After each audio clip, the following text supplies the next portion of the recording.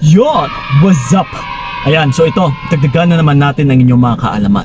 Kasi ito, ang magiging topic natin sa video na ito ay do this instead na matakot kang umatras kapag may other woman siya. Okay? Well, sa totoo lang maraming ganito na takot na umatras kasi Kuya Kiko, ayaw kong umatras kasi baka mas lalo siyang sasama doon sa other woman niya. Natatakot ako mag no contact rule. Natatakot ako mag pull away. Kasi baka mas lalo pa talaga silang magkatuluyan. Well, ito mga utol ha. Dito talaga natin malalaman kung gaano ka kamahal ng partner mo. Kasi sa actions na ginawa ng partner mo is isa na itong sinyalis na hindi kanya ganito kamahal or hindi ka ganito kahalaga pagdating sa kanya. Kasi sa actions na ginawa niya ay dito mo rin malalaman kung sino yung pipiliin niya So bakit ka matatakot? That's why may natatakot talaga na kasi baka maiwan, baka yun na nga mawala yung taong minamahal nila. Pero ang tanong, mahal ka ba ng taong minamahal mo? Or ng taong ginugusto mo? Or yung hinahabol-habol mo? Hindi, di ba?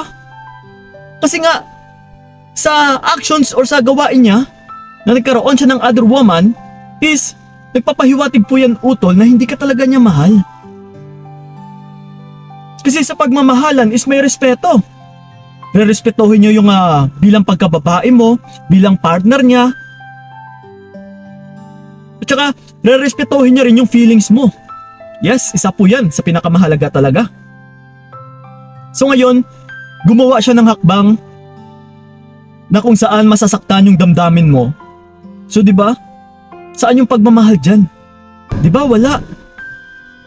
So again mga utol, kapag may other woman, yung mga partner ninyo, huwag na huwag talaga kayong matakot na umatras, na gawin yung no contact rule, na mag-pull away, na bigyan rin sila ng takot.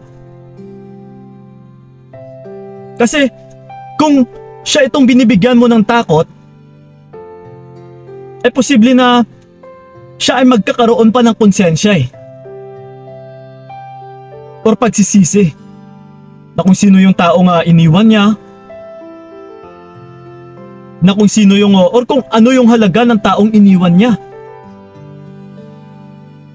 Kaysa habol ng habol ka utol, kasi nangyayari talaga to in reality, na kahit may other woman na is kumakapit pa rin. Hindi kumakalas. Yes, lumalaban or ipinaglalaban pa rin yung pagmamahalan or yung pagmamahal niya sa isang lalaki na may other woman. Naku Kuya Kiko, hindi ako susuko. Lalaban ako. Kailangan ko makuha ko yung partner kong lalaki. Ano ba sa tingin mo sa partner mong lalaki? Wala bang pag-iisip?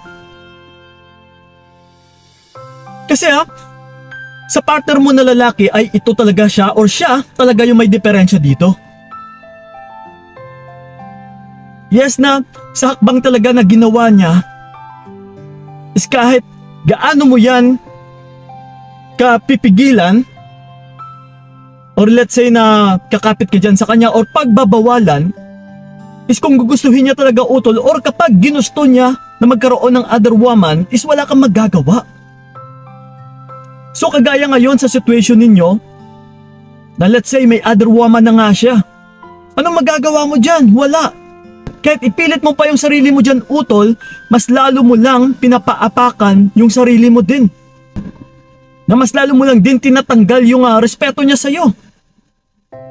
Kasi pinapakita mo na ikaw mismo ay wala ka ring respeto sa sarili mo. Na kahit iniiputan ka na sa ulo, na kahit inaapak-apakan ka na niya, na kahit tinuturing ka niya na parang basura, ay still nandyan ka pa rin, kapit ng kapit sa kanya. Yes, utol. Talagang liliit at saka liliit yung pagtingin ng lalaki sa'yo. That's why mas lalo ka pa niyang iiwan. Kasi nagsiselos ka,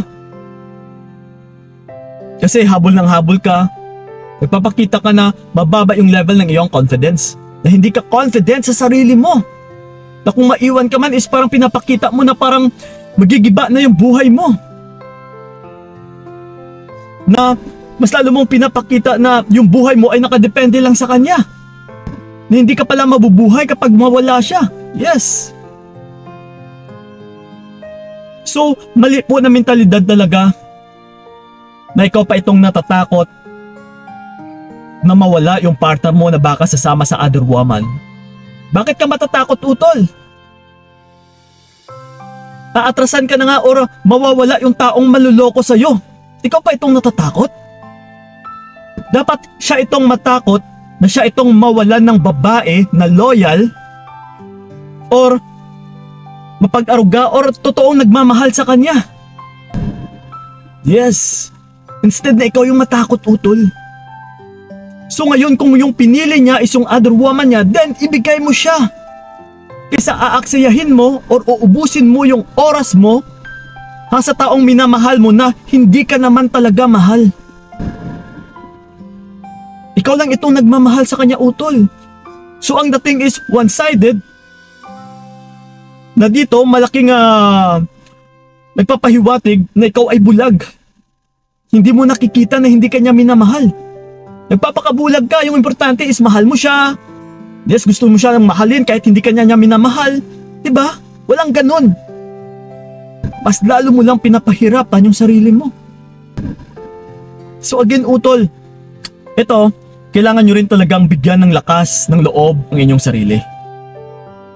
Na once na may other woman yung mga partner ninyo, huwag nyo pong isipin na baka mas lalo siyang sasama doon. Eh ano ngayon?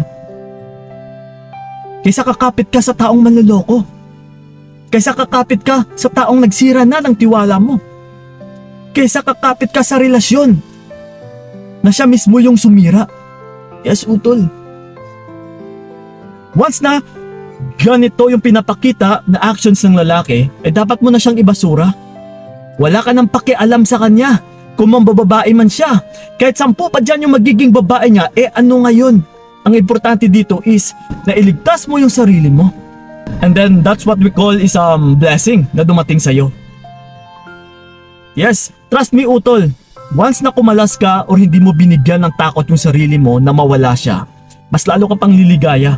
Mas lalo kang mabubunutan ng tinik sa iyong sarili o sa iyong puso o sa iyong dibdib.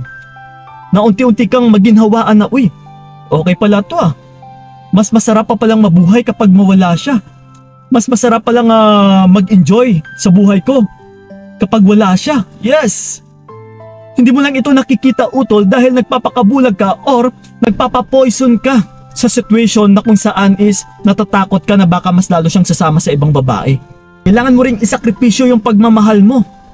Na kung hindi ka mahal ng isang tao or ng taong minamahal mo, ay kailangan mo rin itong putulin. Kailangan mong kontrolin ang iyong isipan. Kailangan mong kontrolin din ang iyong damdamin. Na oy, teka lang, hindi niya ako mahal. Hindi niya tayo mahal. Kaya yung puso at isipan ko, uutusan ko na hindi niya tayo mahal. Kaya dapat atras tayo sa lalaking ito. Yes, ganun dapat. Okay? So yun po mga utulasan ay nakatulong talaga yung video na ito at saka sana'y naging matatag na kayo. Sa mga gusto pala akong makausap one-on-one, yes, i-PM nyo lang po ako sa aking page na Payong Kaibigan ni Kiko. So PM is the key lang. Okay? So mag-uusap-usap tayo doon. So yun po, maraming salamat. So ingat kayo. God bless and babush! Binigay ko lahat para wala kang masabi.